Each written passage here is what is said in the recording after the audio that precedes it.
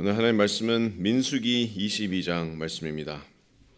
민수기 22장 어제 이어서 21절부터 35절까지 아주 긴 본문인데 오늘 말씀을 지금 읽지는 않고 제가 말씀을 보면서 여러분과 함께 계속 읽도록 하겠습니다. 민수기 22장 21절부터 35절까지 계속해서 발람의 얘기가 나옵니다.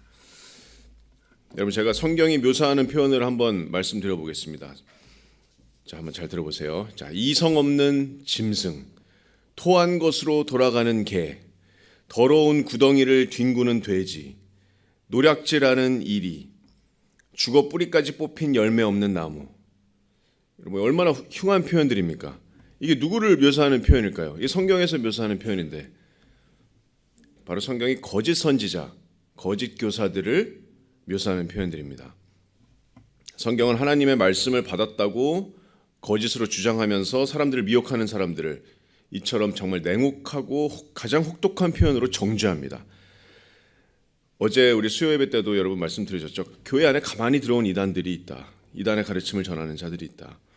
그렇기 때문에 우리는 진리의 말씀에 뿌리를 두고 분별하는 지혜가 필요합니다. 그래서 사도 요한이 성도들에게 요한일서 4장 1절 말씀에 사랑하는 자들아 영을 다 믿지 말고 오직 영들이 하나님께 속하였나 분별하라. 많은 거짓 선지자가 세상에 나왔음이니라.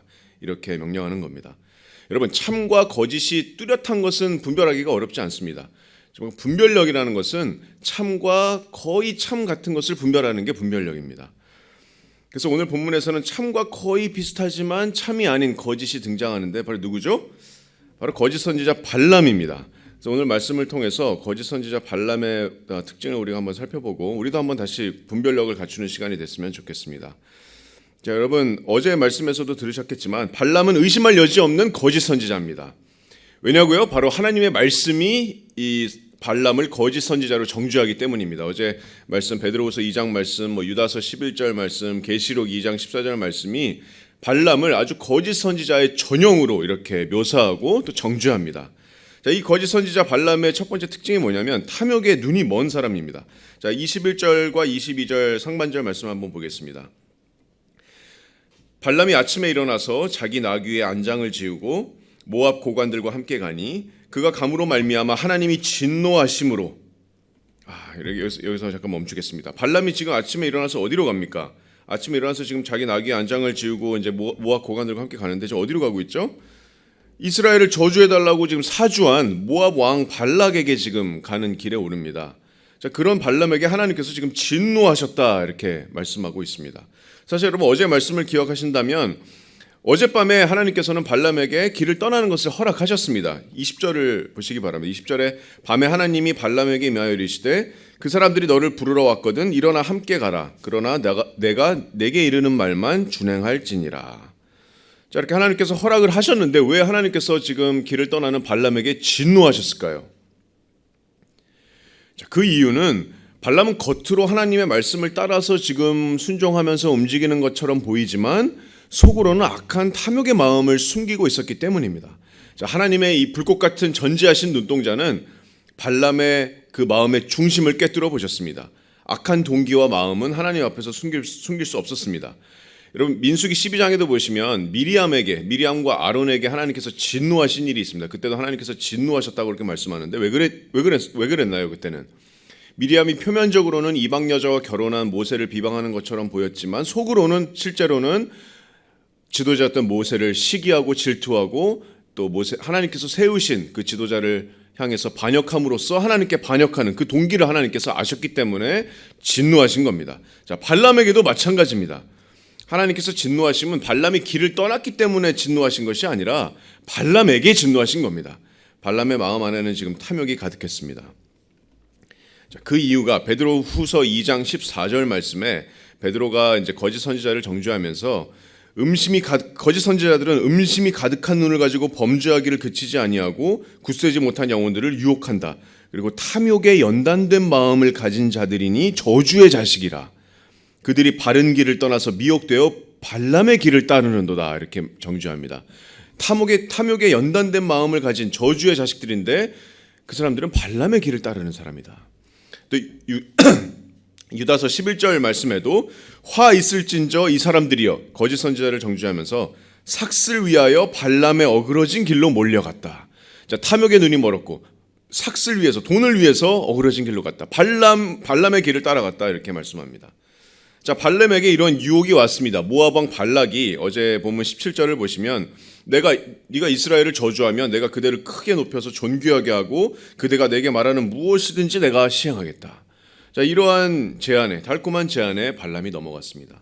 그래서 발람의 마음속에 진짜 동기는 어떤 그 탐욕에 눈이 먼, 또 탐욕에 끌려간 이런 중심이었습니다. 하나님께서 그것을 보시고 발람에게 진노하셨습니다. 여러분, 거짓 선지자들의 전형적인 특징입니다. 탐욕에 눈이 먼 것. 여러분, 그래서 분별하시기 바랍니다. 여러분, TV에 나오는 이단들 한번 보세요. 전부 다 돈에 눈이 먼 사람들입니다. 저는 이제 미국에 있어서 미국의 이제 유명한 TV 이제 크리스천 채널에 나오는 가장 유명한 1위부터 10위 안에 있는 그런 그 헌금을 내라고 종용하는 그런 가장 인기 많은 부흥사나 목사들을 보면 대부분 다 개인 요트가 있고 개인 비행기가 있고 수억짜리 스포츠카에 온몸을 명품으로 이렇게 두르고 다니는 정말 럭셔리한 삶을 살고 있습니다. 그 사람 모두들. 한국에도 얼마 전에 어떤 유명한 정치면에 아주 자주 등장하는 목사라는 사람도 설교 시간에 이렇게 얘기하더라고요. 여러분, 내가 제일 좋아하는 시간입니다. 헌금 시간을 내가 제일 좋아합니다. 여러분도 돈 좋아하죠? 막 이렇게 얘기하더라고요. 나는 돈이 정말 좋아요. 이렇게 얘기하더라고요. 돈을 사랑함이 일만하게 뿌리라는 성경 구절을 잘 모르는 것 같습니다. 물론 돈이 있다고 그 자체가 죄는 아니지만 그 사람이 정말 탐욕에 눈이 멀어 있는 사람인지, 그 사람의 삶이 탐욕에 눈이 먼 것 같은 사람인지 여러분 잘 눈여겨보시기 바랍니다. 거짓 선지자의 전형입니다. 발람의 길을 따르는 겁니다. 탐욕에 눈이 먼 것. 그런 사람들 여러분 피하시고 듣지도 마시고 보지도 마시기 바랍니다. 자, 두 번째로 거짓 선지자 발람의 특징은 정도에서 완전히 벗어났습니다. 정도에서 벗어났어요. 정도에서 벗어났다는 것은 조금 순화한 표현이고 성경은 더 직설적으로 말합니다. 자, 베드로후서 아까 제가 말씀드린 2장 14절 15절 말씀 계속 보면은 베드로가 이제 계속 거짓 선지자를 정죄합니다. 자, 그들이 바른 길을 떠나 미혹되어 부올의 아들 발람의 길을 따르는도다. 그는 불의의 삭슬 사랑하다가 자기의 불법으로 말미암아 책망을 받되 말하지 못하는 나귀가 사람의 소리로 말하여 이 선지자의 미친 행동을 저지하였느니라. 이렇게 말합니다. 이 발람은 불의의 삭슬 사랑해서 불법으로 책망을 받되 말하지 못하는 나귀가 사람의 소리로 말해서 이 선지자의 미친 행동을 저지하였느니라. 이렇게 베드로가 정죄합니다. 자, 미친 행동이다. 발람의 이 미친 행동을 나귀가 사람의 소리로 저지하였느니라. 여러분, 어떤 행동이었나요? 자, 22절 하반절부터 한번 보시기 바랍니다. 오늘 민수기 22장 22절 하반절에 보시면, 자, 지금 길을 떠나는데 여호와의 사자가 나타납니다. 여호와의 사자가 그를 막으려고 길에 서니라. 발람은 자기 나귀를 탔고 그의 두 종은 그와 함께 있더니. 근데 갑자기 나귀를 탄 발람 앞에 여호와의 사자가 지금 나타납니다. 23절에 나귀가 여호와의 사자가 칼을 빼어 손에 들고 길에 선 것을 보고 길에서 벗어나 밭으로 들어간지라. 발람이 나귀를 길로 돌이키려고 채찍질하니. 자, 나귀가 지금 놀라서 길에서 벗어나서 밭으로 들어가죠. 그러자 이제 발람이 이 나귀가 왜 이래 이러면서 채찍질을 합니다. 그래서 중요한 점은 이 나귀는 지금 여호와의 사자를 보고 있는데 발람은 전혀 못 보고 있다는 사실입니다. 지금 탐욕에 눈이 먼 발람보다 지금 나귀가 더 잘 보고 있습니다. 자, 그리고 이제 길은 더 좁아집니다. 자, 이제 두 번째로 이 칼을 든 여호와의 사자를 마주하는데 24절 계속 보시겠습니다. 자, 여호와의 사자는 포도원 사이 좁은 길에 섰고 좌우에는 담이 있더라. 25절에 나귀가 여호와의 사자를 보고 몸을 담에 대고 발람의 발을 그 담에 짓누름에 발람이 다시 채찍질하니. 자, 지금 나귀가 더 놀라서 좁은 길에서 완전히 담에 달라붙는 바람에 발람의 발이 담에 짓눌립니다. 발람이 지금 어이가 없죠. 그래서 다시 심하게 지금 나귀를 채찍질합니다. 그리고 이제 더 좁아서 막다른 골목에 이르릅니다. 그리고 여기서 세 번째로 여호와의 사자를 마주하는데 26절입니다. 여호와의 사자가 더 나아가서 좌우로 피할 데 없는 좁은 곳에 선지라. 자, 이 피할 곳 없는 좁은 곳에 선 나귀의 선택이 뭐죠? 바로 그 자리에서 주저앉는 겁니다. 27절 말씀에 나귀가 여호와의 사자를 보고 발람 밑에 엎드리니 발람이 노하여 자기 지팡이로 나귀를 때리는지라. 자, 발람이 노합니다. 지금 채찍도 모자라서 자기의 나무 지팡이로 지금 나귀를 내리칩니다. 거의 이성을 상실한 듯한 지금 발람의 모습입니다. 자, 근데 그때 정말 놀라운 일이 일어납니다. 나귀가 갑자기 말을 하기 시작합니다. 28절에 여호와께서 나귀 입을 여시니 발람에게 이르되 내가 당신에게 무엇을 하였기에 나를 이같이 3번을 때리느냐. 여러분 한번 생각해 보세요. 여러분 요새는 뭐 나귀를 타지는 않지만 뭐 강아지 많이 키우잖아요. 갑자기 나랑 뭐 오랫동안 산 강아지가 갑자기 입을 열고 나한테 갑자기 나를 왜 때려요? 이렇게 말을 한다고 생각해 보세요. 기절초풍할 일입니다. 여러분 이 이야기가 가짜 이야기 같으세요? 이 이야기를 믿지 않는 회의론자들도 많습니다. 나귀가 말한 것을 우리가 진짜 어떻게 믿느냐. 이것은 발람이 무아지경에 빠져서 착각한 것이다. 아니면 자기 스스로 독백한 것이다. 이렇게 말하는 사람들도 많은데 성령의 감동하심을 입은 베드로는 이 사건을 믿었습니다. 그래서 베드로 후서 2장 16절 말씀에 말 못하는 나귀가 사람의 소리로 말하여서 이 선지자의 미친 행동을 저지하였느니라. 또 이 글을 기록한 사람도 이 내용을 믿었습니다. 이 글을 기록한 사람이 누구죠? 민수기를 기록한 사람이 바로 이집트 왕자 출신이고 하나님께 신의 산에서 계시를 받은 이스라엘의 지도자 모세입니다. 놀라운 것은 모세가 그냥 여기 28절을 보시면 여호와께서 그냥 나귀 입을 여셨다고만 기록합니다. 여호와께서 나귀 입을 여셨다. 이게 답니다. 뭐 너희들이 믿을지는 모르겠지만 믿기진 않겠지만 이런 말도 없어요. 그냥 하나님께서 나귀의 입을 여셨다. 이것이 바로 하나님의 기적입니다. 모세는 뭐 이유를 대거나 하면 설득하지 않습니다. 기적은 여러분 그냥 기적입니다. 기적은 변호할 필요가 없어요. 이성적으로 설명할 수 없는 것이 기적입니다. 그래서 우리는 기적은 기적으로 선포하면 됩니다. 창세기 1장 1절이 선포로 시작되지 않습니까? 기적의 선포로 시작합니다. 가장 방대한 기적입니다. 태초에 하나님이 천지를 창조하시니라. 하나님께서 호흡을 부르신 말씀에는 단 한 점의 여러분 오류가 없다는 것을 분명히 하시기 바랍니다. 이 기적은 실제로 일어난 기적입니다. 여호와께서 나귀의 입을 여셨습니다. 하나님께서 말씀하기를 원하시면 당나귀로도 말씀하실 수 있습니다. 그래서 나귀가 이 선지자의 미친 행동을 저지하였느니라. 지금 발람은 영적으로 지금 눈이 멀어서 이성을 상실하고 분노에 차서 지금 완전히 정도에 벗어난 행동을 보여줬습니다. 나귀를 지금 심하게 때리죠. 나중에는 채찍으로도 모자라서 자기 지팡이로도 막 심하게 때립니다. 여러분 거짓 선지자들의 특징이 이렇습니다. 정도에 벗어났습니다. 이상한 사람이 너무 많습니다. 정말 이상한 사람들이 많아요.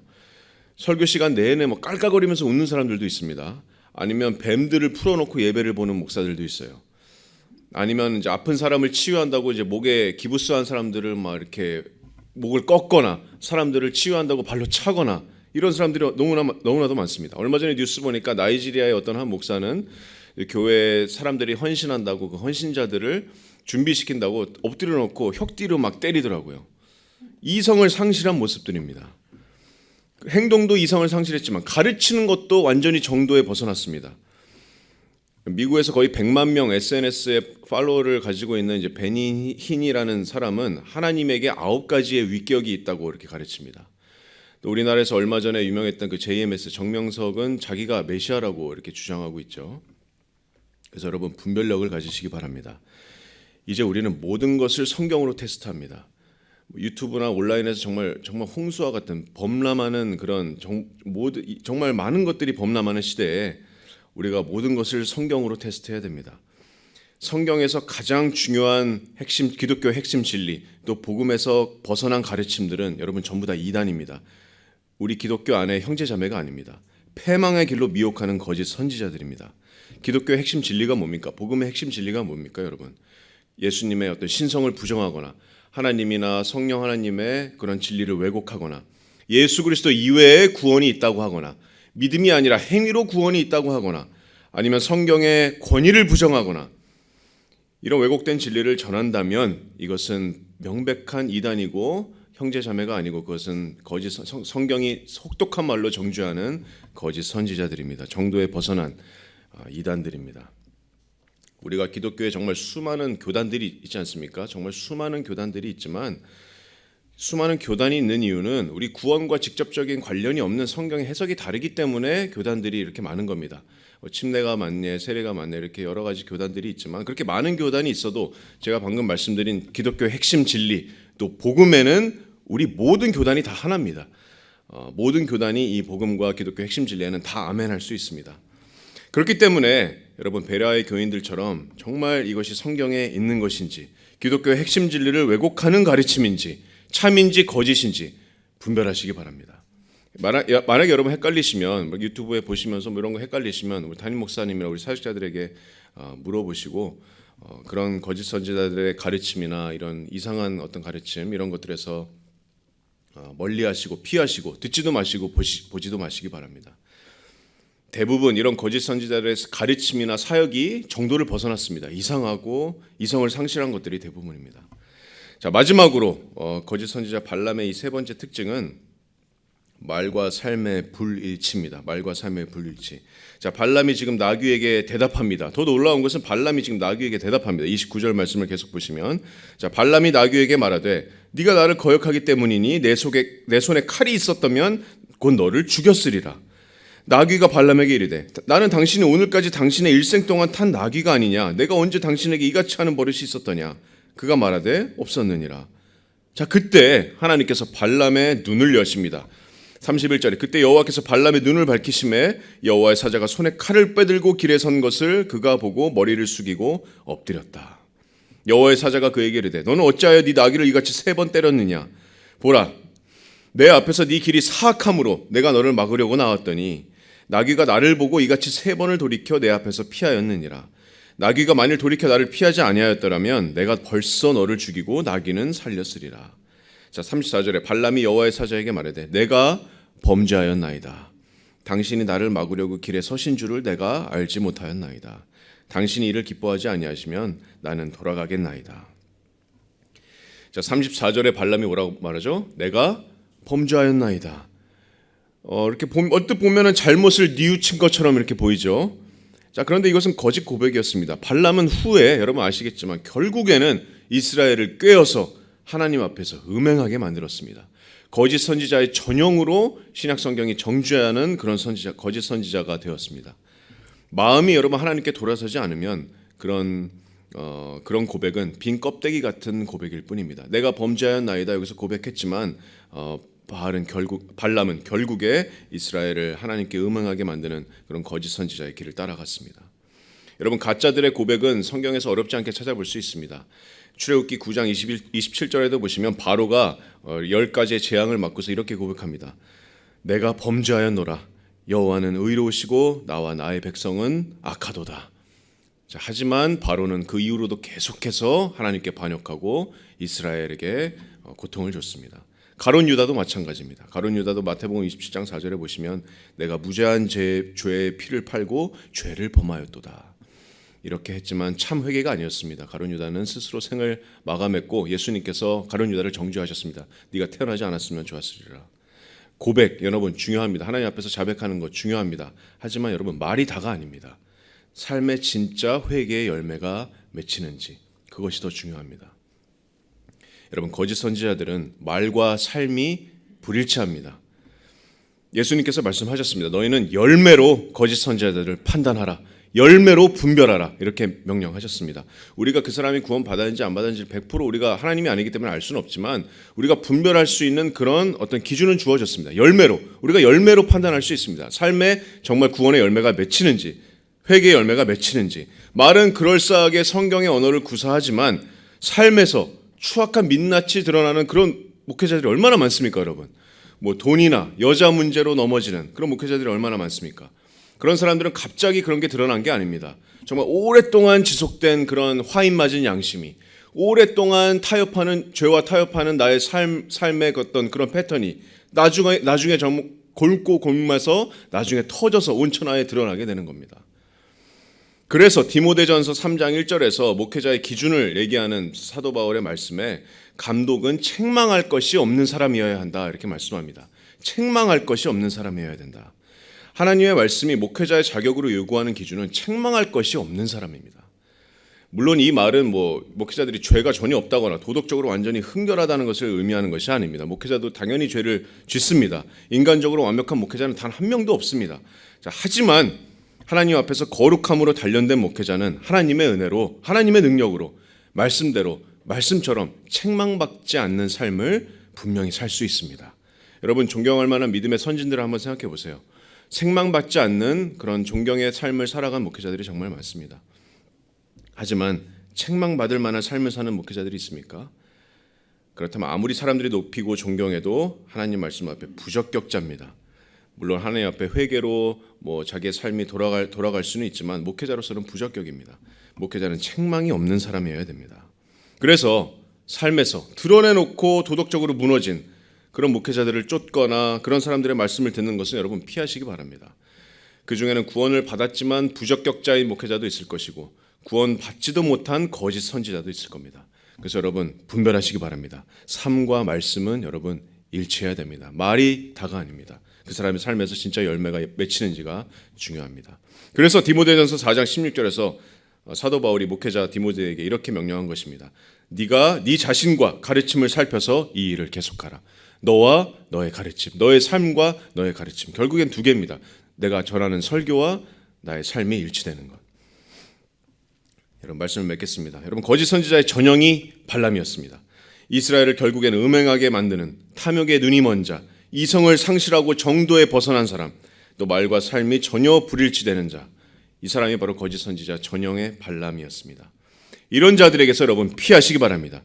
미혹하는 자들이 많습니다. 분별하시기 바랍니다. 정말 많은 정보의 홍수 속에 있습니다. 유튜브에서 정말 많은 설교들이 있고 많은 설교자들이 있고 전도자들이 있는데 여러분 분별하시기 바라고 미혹받는 성도들이 있다면 올바른 진리로 여러분 인도해 주시기 바랍니다. 디모데후서 4장 1절 말씀으로 말씀 맺겠습니다. 어제 본문 말씀 수요예배 본문 말씀이었는데 디모데후서 4장 1절 말씀에 디모데가 하나님 앞과 살아있는 자와 죽은 자를 심판하실 그리스도 예수 앞에서 그가 나타나실 것과 그의 나라를 두고 엄히 명하노니 너는 말씀을 전파하라. 때를 얻든지 못 얻든지 항상 힘쓰라. 범사에 오래 참음과 가르침으로 경책하며 경계하며 권하라. 이것이 목회자들의 의무이면서 동시에 넓게 적용하면 모든 그리스도인들의 의무입니다. 범사에 오래 참음과 가르침으로 경책하고 경계하며 권하라. 기도하겠습니다, 여러분.